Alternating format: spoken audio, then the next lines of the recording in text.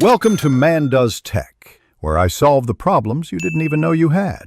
You start by opening Settings and heading straight to Security or Fingerprint and Password. Don't waste time on home screens.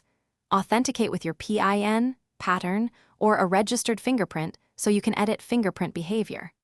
Once done, you'll see a list of enrolled fingerprints and related options. Make sure you're using the device owner account. This pre-check ensures the menus you need are visible and editable, and it prevents accidental lockouts while changing vibration settings. You now tap the fingerprint settings entry and look for a toggle named Fingerprint Vibration, Touch Vibration, or similar. Realme sometimes nests this under Touch Feedback or Haptics, so expand any submenus.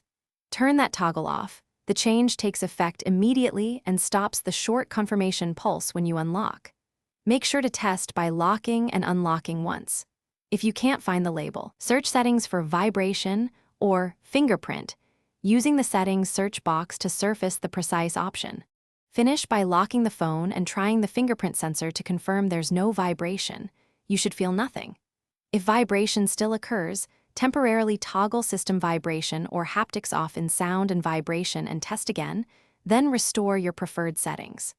If the fingerprint vibration option is missing, make sure your Realme UI is up to date and reboot the phone. Once updated or restarted, the hidden toggle often appears. As a last resort, contact support or check for. Thanks for watching. If you found this helpful, don't forget to like and subscribe.